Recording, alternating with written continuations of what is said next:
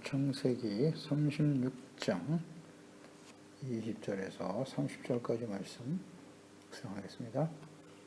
창세기 36장 20절에서 30절 말씀까지 읽겠습니다. 그 땅의 주민 호리 족속 세일의 자손은 로단과 소발과 시브온과 아나와 디손과 에셀과 디산이니 이들은 에돔 땅에 있는 세일 자손 중 호리 족속의 족장들이요 로단의 자녀는 호리와 헤만과 로단의 누이 딥나요 소발의 자녀는 알완과 마나핫과 에발과 스보와 오남이요 시브온의 자녀는 아야와 아나며 이 아나는 그 아버지 시브온의 나귀를 칠 때에 광야에서 원천을 발견하였고 아나의 자녀는 디손과 오홀리바마니 오홀리바마는 아나의 딸이요 디손의 자녀는 햄단과 에스반과 이드란과 거란이요 에셀의 자녀는 비란과 사이안과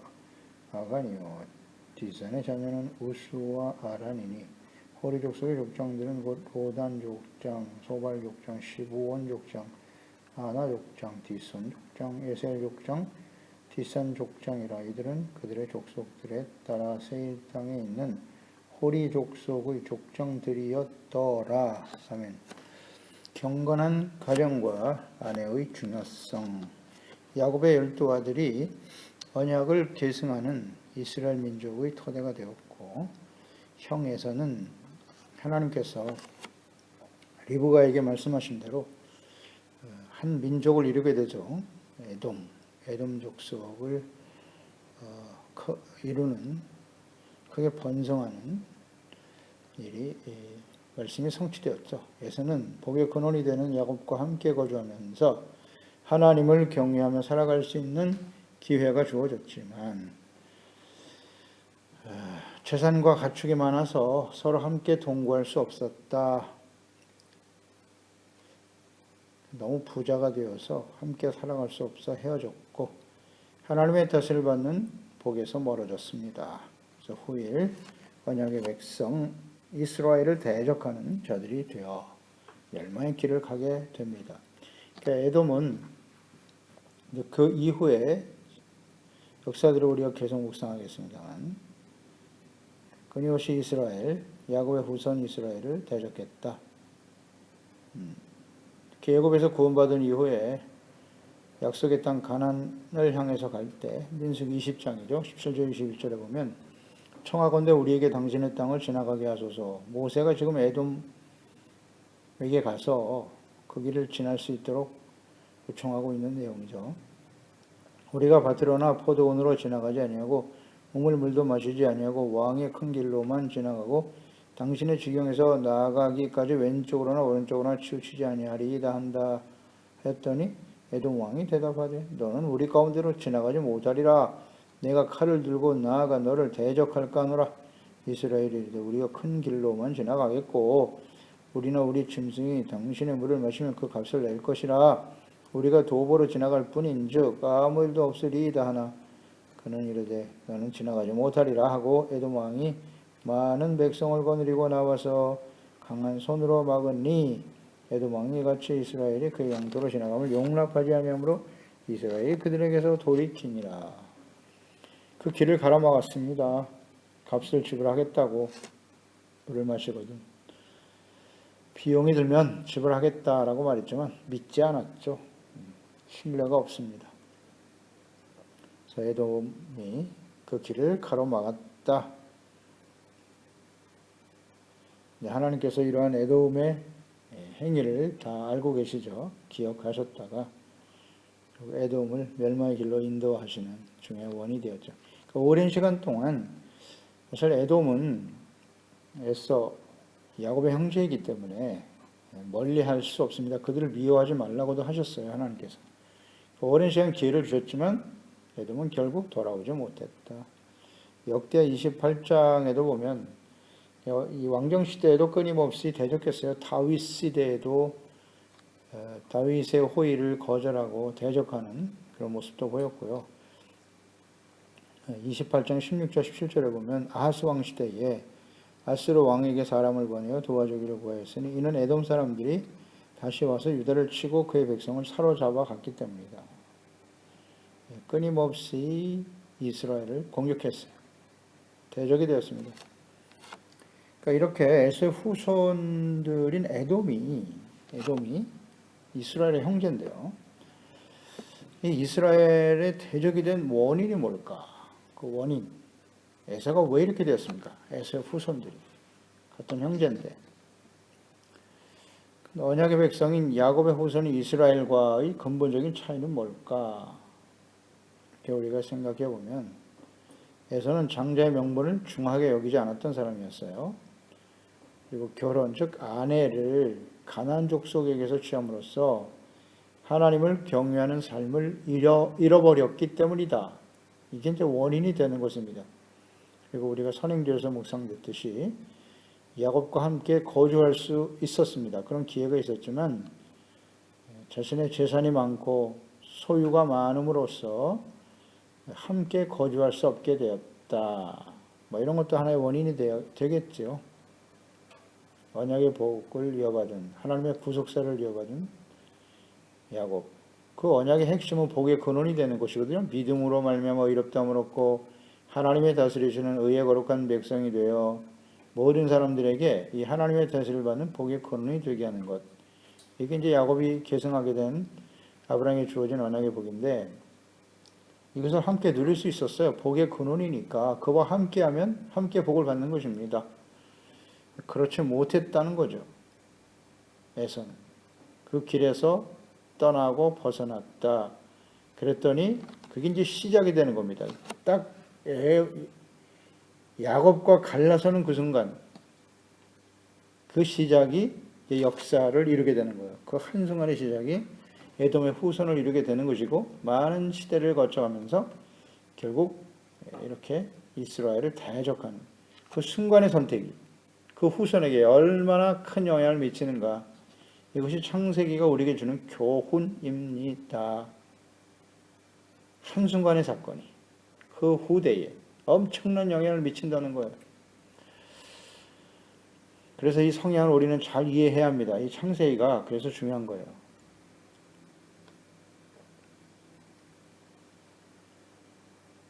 하나님께서 후일 모세를 통해서 가나안 땅에 들어갈 때, 약속의 땅에 들어갈 때 주님께서 명령하신 내용. 그러니까 에서가 가나안 여자들을 아내로 취했다는 거예요. 결혼이 잘못되어 있다. 이것도 중요한 원인입니다. 이거 절대 놓치면 안 돼요. 가나안 여자를 취해서 우리가 선행률에서 묵상됐듯이 이삭과 리브가가 이 일로 인해서 크게 근심했다 그랬어요. 근심했다. 그 부모로서의 역할과 사명을 다하지 못하고 그냥 방치한 그 결과이기도 하죠. 그런 것도 우리가 충분히 묵상됐는데요. 가정을 이루는 일, 하나님의 언약의 백성에게 있어서 아내를 취하고 가정을 이루는 일은 매우 중요한 것이다. 이걸 잘 이해해야 되는데요. 에서는 그렇지 못했다. 그래서 출애굽기 34장이죠. 14절 16절에 보면 너는 다른 신에게 절하지 말라. 우상 숭배하지 말라고 말씀하시면서 여호와는 질투라 이름하는 질투의 하나님이시다. 너는 삼가 그 땅의 주민과 언약을 세우지 말고 그 땅이란 약속의 땅 가나안 땅입니다.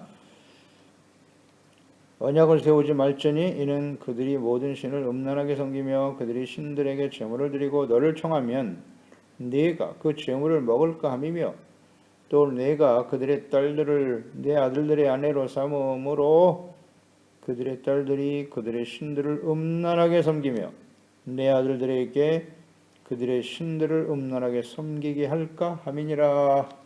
네.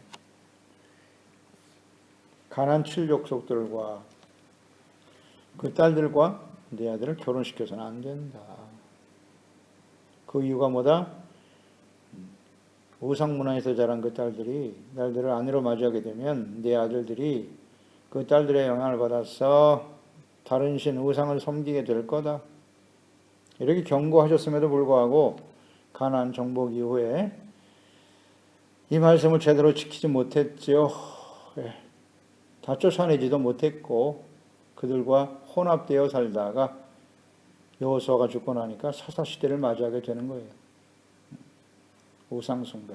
이것은 그의 후손들에게 그대로 영향을 미치게 되었고 왕정시대를 지나면서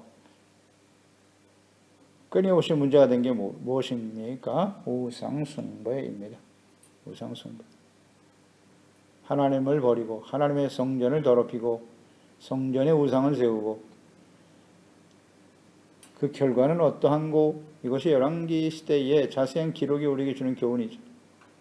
이로 인해서 북이스라엘은 금송아지 우상으로 시작해서 마지막 호세아 왕까지 우상 숭배가 계속되다가 돌이키지 못했죠. 끊임없이 선지자들을 보냈지만 아수르에 의해서 망하고 아수르에 의해서 북이스라엘이 멸망하는 것을 목도한 유다 또다시 그 길을 가죠. 바벨론에 의해서 멸망을 당하더라. 우상 숭배입니다. 그러니까 우상을 섬기지 말라라고 말씀하시면서 그 아내를 우상 섬기는 자들의 아내를 취하면 절대 안 된다. 가장 기초가 되는 말씀. 이 삶의 기초가 되는 주님의 명령을 따르지 않으니까 그 이후에 후손들이 심각한 일을 당하게 된다. 그것이 창세기가 주는 교훈이에요.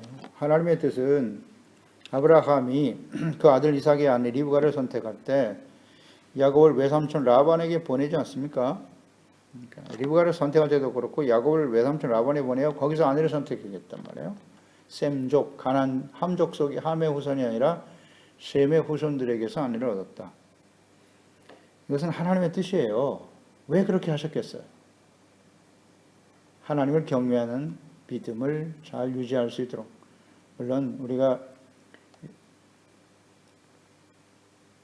바단 아람에서 얻은 라반의 딸들을 레아와 라헬이 여호와의 이름을 부르지만 온전하지 못한 기복신앙을 가진 사람들이었고 그 우상숭배의 모습을 가지고 있었음을 우리가 보았습니다. 그렇습니다. 완전한 사람은 없어요.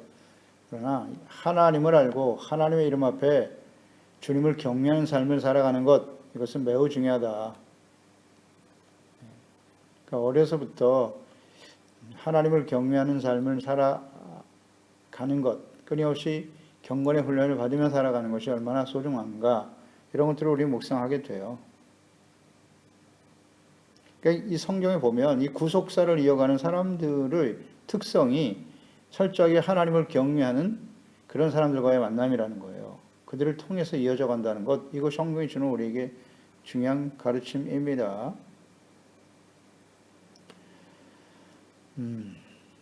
야곱의 12아들 중에 장자가 루벤이지만 그가 소모와 간통하는 죄를 지어서 장자의 명분을 잃어버렸죠. 그것이 요셉에게 주어졌어요. 라헬이 낳은 아들 요셉을 하나님이 크게 사용하셔서 애굽으로 내려가 번성하게 하셨는데요. 근데 그 장자의 명분이 요셉의 아들인 에브라임과 므낫세로 이어지는 것이 아니라 유다를 통해서 이어지죠. 유다를 통해서 다윗과 언약을 맺게 하시고 예수 그리스도를 통해서 다윗의 후손 예수 그리스도를 통해서 하나님의 구원의 언약이 성취되는 것이죠. 그 유다의 과정, 그 유다가 이제 장자의 명분을 이어가는데 유다도 역시 하나님께서 그 구속사에 쓰임받게 하기 위해서 특별히 섭리하셨다는 사실을 우리는 창세기 38장에서 또 묵상하게 될 것입니다. 거기 보면 이 유다도 하나님의 구속사를 이어갈 유다도 가나안 사람 수아의 딸과 결혼을 했어요. 그래서 엘과 오난과 셀라 아들 셋을 낳았는데 장자 엘의 아내인 다말이 아이를 낳지 못하죠. 그래서 그 동생 오난에게 후대를 잇도록 하였지만 이 오난은 거부했죠.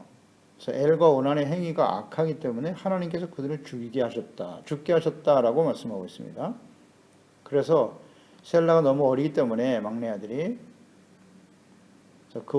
그에게 후손을 잇게 할 수는 없다.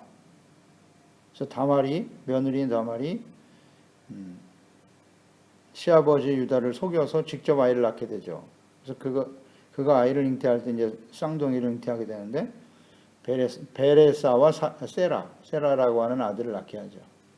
그러니까 이것이 수아 사람의 딸 가나안 여인으로 난 아들이 아닌 유다가 그 다말 며느리 다말로부터 직접 잉태한 아들들이 구속사를 이어가야 할, 거기서 이제 세라를 통해서 다윗이 나오게 되는 거고요. 구속사를 이어가게 하시더라. 뭐 이런 일련의 과정들을 자세히 기록하고 계시거든요. 그 의미가 무엇이겠습니까? 하나님의 구속사를 이어가는 데 있어서 아내와 결혼, 가정 매우 중요하다. 아내를 선택하는 일에 있어서는 매우 중요한 의미가 있다는 것을 우리에게 가르쳐 주시는 겁니다. 자, 오늘 본문 말씀에도 보면 20절 이하에 에돔 족속의 그 후손들을, 그 족보를 자세히 기록하고 있는데요. 오늘 본문은 그 땅의 주민이었던 세일 땅에 거주하게 되었다 그랬는데, 에서의 후손들이요. 그 땅의 주민이 호리 족속, 세일 자손으로 로단과 소발과 시브온과 아나와 이렇게 시작하고 있어요. 그러니까 호리 족속에 대해서 그 족보를 기록하고 있는데요. 그 의미가 무엇인가를 생각해야 돼요. 왜 이 호리 족속, 가나안 족속, 히위 족속에 속한 사람이라고 볼 수 있는데, 이 호리 족속들의 족보를 이렇게 자세히 기록하신 뜻이 뭘까요? 이것이 성경에 꼭 기록돼야 하는가? 이런 측면에서 묵상을 해보면 그 땅의 주민이었던 호리 족속, 세일 땅의 족속들은 에서와 에서의 자녀들과 호리 족속의 여자들이 결혼하여 자녀를 낳게 된다는 거예요. 그래서 그들이 에돔을 이루게 된다는 거죠. 에돔. 그래서 호리 족속은 에돔 족속이 세일로 이주하기 전 그곳에서 살던 원주민들이에요. 그래서 호리 족속은 추방되거나 그래서 에돔 족속과 이렇게 결혼하여 혼합되었거든요. 그래서 그 호리 족속에 대한 족보를 자세히 기록하신 이유가 있단 말이죠. 그 홀이라고 하는 뜻은 히브리어로 구멍, 동굴을 뜻하는 홀에서 파생된 말인데, 호리 족속이란 굴에 사는 사람들이란 뜻이에요. 그러니까 에돔 주변에는 석회암 동굴들이 굉장히 많이 있었고 그 속에서 살았던 족속들이라고 봅니다. 지금도 세일 지역에 가면 동굴, 궁전, 무덤 등이 많이 발견된다고 하는데요. 호리 족속의 족보가 이렇게 자세히 기록되게 하셨다. 그것은 그 호리 족속들의 자손들이 에서의 자녀들과 그 후손들과 결혼하여 자녀를 낳게 되었다는 거죠. 22절에 보면 호리 족속 중에 로단이 있는데 그의 자녀는 호리와 헤맘과 로단의 누이 딥나요 그랬거든요.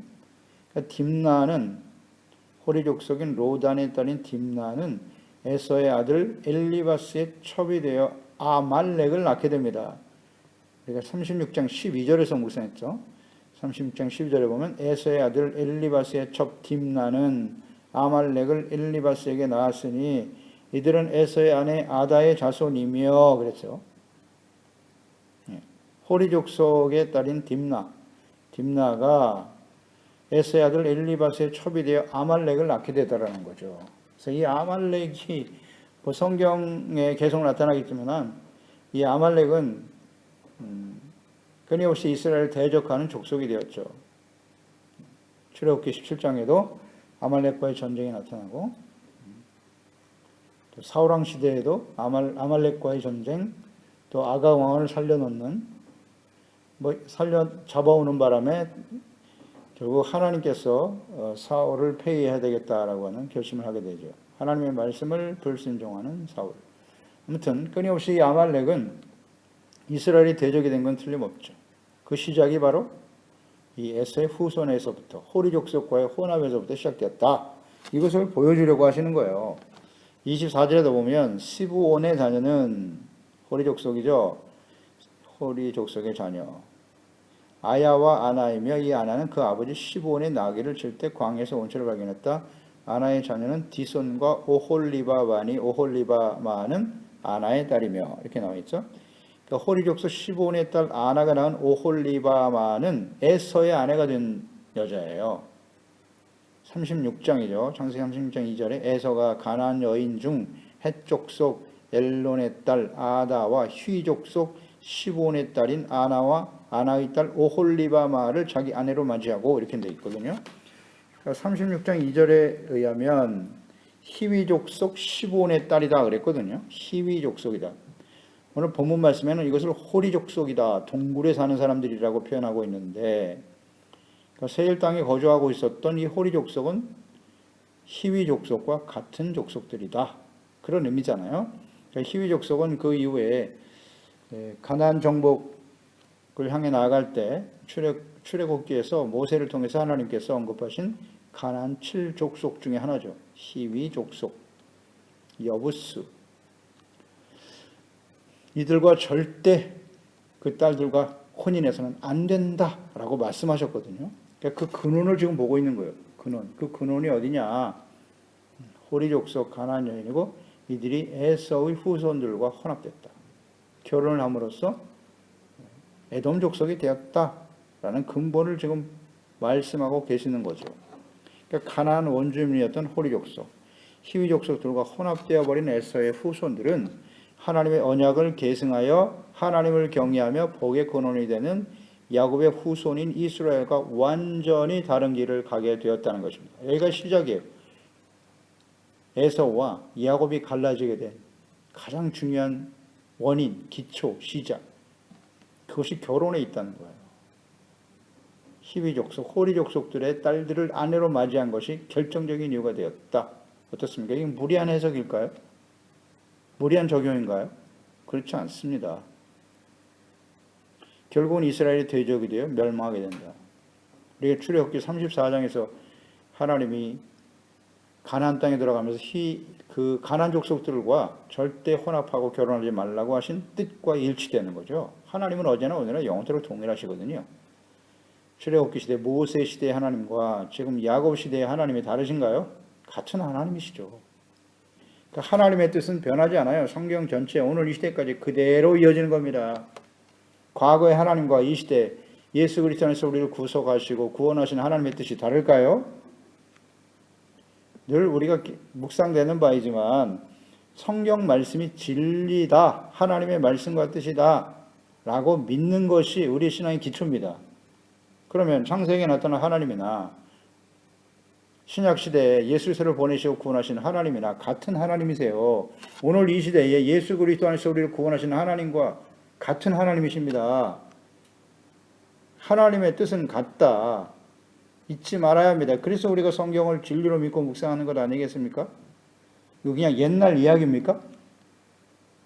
옛날 이야기가 아니잖아요. 살아계신 하나님의 말씀이죠. 이걸 우리가 잘 깨닫지를 못하는 것이 안타깝습니다. 창세기는 진리의 기초가 되는 거예요. 창세기를 모르면 우리가 온전한 그리스도인이 하나님의 자녀로 살아갈 수 없어요. 창세기에 나타난 하나님의 뜻은 출애굽 이후에 모세와 율법을 통해서 그대로 나타나 있는 것이고 그대로 계시되는 겁니다. 창세기의 뜻이 율법에 그대로 나타났고 예수 그리스도를 통해서 율법은 완전하게 되는 것이고 폐하는 것이 아닙니다. 그 뜻이 계속 이어진다는 사실,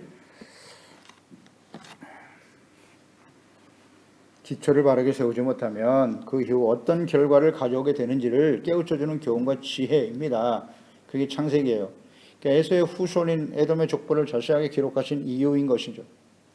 결혼의 중요성, 어떤 아내를 맞이하여 가정을 이루는가에 따라서 그의 후손들이 하나님의 구원의 언약에 참여할 수도 있고 언약에서 벗어나 멸망의 길을 갈 수도 있음을 깨우쳐주기 위한 하나님의 뜻이 아니겠습니까? 책망과 교훈입니다.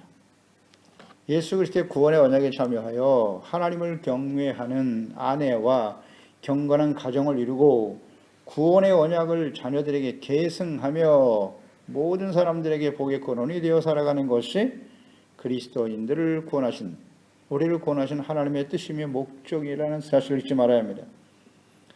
아브라함을 불러내신 이후에 언약을 하시고 이삭과 야곱으로 이어지게 하셨다. 그 야곱이 구원의 언약, 하나님의 언약의 복을 계승했다는 의미가 무엇이뇨?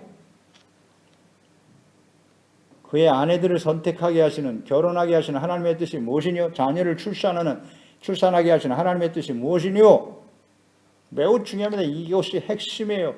하나님의 구속사를 이어가는 사람들이에요. 왜 에서가 아닌 야곱이냐? 같은 쌍둥이인데. 충분히 묵상됐지 않습니까? 하나님의 구원의 언약을 소중하게 여기고 그것을 어떻게 하면 자녀들에게 계승할 것인가. 레아와 라헬도 처음에는 잘 몰랐습니다. 깨닫지 못했어요. 이 중요한 뜻을. 우리가 예수 그리스도 안에서 구원을 받아 그리스도인으로 살아가는 의미가 뭐냐.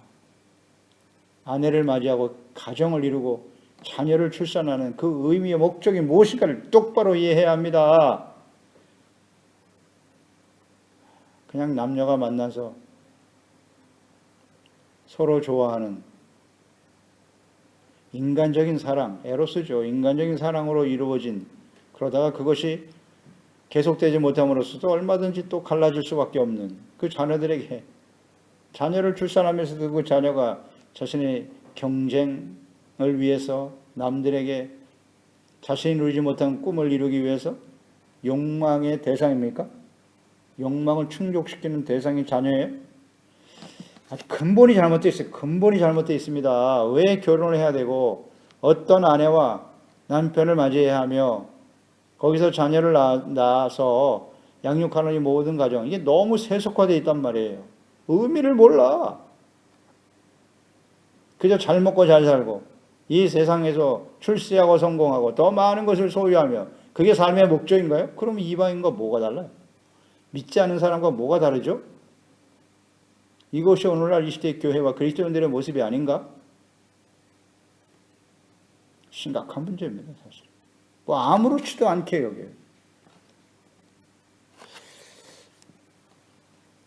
에서와 같이 장자의 명분을, 그원의 언약을 계승하는 일을 경홀히 여기고, 이것이 우리가 이 땅에 살아가는 우리를 구원하신 하나님의 뜻인데 말입니다. 이걸 경홀히 여기고 에서와 같이 자신의 뜻대로 아내를 선택하고 결혼하면 에돔의 후손들과 같이 될 것이고 그들의 길을 가게 될 것이다. 이게 성경이 우리에게 주는 교훈 아닌가요? 끝으로 말라기 2장 말씀 1절 이하에 보면 하나님의 말씀이 오늘 이 시대에 우리에게 주는 하나님의 말씀으로 들려지는데요. 2장 1절로 2절에 너희 제사장들아, 우리는 다 예수 그리스도에서 왕같은 제사장들이 되었어요. 이제 너희에게 이같이 명령하노라. 이스라엘 백성들의 멸망의 원인, 마지막 선지자 아닙니까 말라기. 이스라엘 백성들의 멸망의 원인이 뭐냐? 제사장들의 부패와 타락이었습니다. 그래서 제사장들이 경고하고 있는 거예요. 이제 너희에게 이같이 명령하노라. 만군의 여호와가 이르노라. 너희가 만일 듣지 아니하며 마음에 두지 아니하여 내 이름을 영화롭게 하지 아니하면 내가 너희에게 저주를 내려 너희의 복을 저주하리라. 내가 이미 저주하였나니 이는 너희가 그것을 마음에 두지 아니하였음이니라. 제사장들이 말입니다. 하나님의 말씀을 마음에 두지 않고, 그러니 어떤 결과가 나타나느냐? 쭉 열거하시다가 11절에 유다는 거짓을 행하였고 이스라엘과 예루살렘 중에서는 가증한 일을 행하였으며 유다는 여호와께서 사랑하시는 그 성결을 욕되게 하여 이방신의 딸들과 결혼하였으니 이 일을 행하는 사람에게 속한 자는 깨는 자나 응답하는 자는 물론이요 만군의 여호와께 제사를 드리는 자도 여호와께서 야곱의 장막 가운데에서 끊어 버리시리라. 너희가 이런 일도 행하나니 곧 눈물과 울음과 탄식으로 여호와의 제단을 가리게 하는도다. 그러므로 여호와께서 다시는 너희의 봉헌문을 돌아보지 아니하시며 그것을 너희 손에서 기꺼이 받지도 아니하시거늘. 보세요. 이방 신들의 딸과 결혼하였다. 성결을 욕되게 하고 여호와께서 사랑하시는 성결 거룩, 이것을 가증한 일이라고 말씀하고 있지 않습니까? 제사장들이 이런 일을 행했다는 거죠. 그래서 유다는 멸망의 길을 가게 되는 것이다. 이 경고가 오늘 이 시대에 우리에게 주는 경고가 아닐까요? 그래서 우리의 가정, 여호와께서 사랑하시는 성결입니다. 거룩함을 지켜가는 일, 이를 위해서 자기 자신과 또 우리 가정과 자녀들 성결하고 거룩한 믿음의 가정, 경건한 가정을 세워가는 일에 최선을 다해야 할 것입니다. 기도하겠습니다. 하나님 아버지, 오늘도 주의 말씀을 묵상합니다. 하나님의 뜻이 어떠하신지 에서와 그의 후손들의 족보를 자세하게 기록하신 하나님의 뜻을 잘 알겠습니다. 야곱이 아닌 에서, 에서가 아닌 야곱을 하나님이 언약의 후손으로 구속사를 이어가는 자로 선택한 이유, 가장 중요한 이유 중에 하나가 에서가 가나안 여자들과 결혼하여 그들을 아내로 선택했다. 히위 족속이었던 호리 족속의 그 딸들과 결혼하게 되었다는 거죠. 이것은 어떤 의미를 가지느냐? 그들이 섬겼던 이방의 문화를, 이방신을 섬기는 문화를 그대로 받아들이게 되었고, 그의 후손들은 결국 에돔의 족속들이 되어서 그들은 이스라엘을 대적하다가 멸망의 길을 가게 되더라는 겁니다. 이것이 창세기가 우리에게 주는 교훈입니다. 시작이 어떻게 되었는가? 언제나 시작은 가정입니다. 남편과 아내가 만나는 결혼으로부터 모든 역사는 시작되는 거예요. 그렇기 때문에 우리가 예수 그리스도를 믿고 구원받아 하나님의 자녀가 되어 살아간다라고 하는 것. 우리를 구원하신 목적이 무엇입니까? 복의 근원이 되는 것입니다. 예수 그리스도를 믿음으로 말미암아 의롭다함을 얻고 하나님의 자녀가 되고 하나님이 다스리신 하나님의 나라, 하나님의 거룩한 백성으로 살아가는 것 아니겠습니까? 이 복의 근원이 되기 위해서 가정을 바르게 세우는 것이 매우 중요하다. 경건한 부모, 또 경건한 자녀들이 되어 하나님이 사랑하시는 성결, 거룩한 가정을 바르게 세워가는 일에 힘쓰는 저희들이 되게 하세요. 예수님의 이름으로 기도드리옵나이다. 아멘.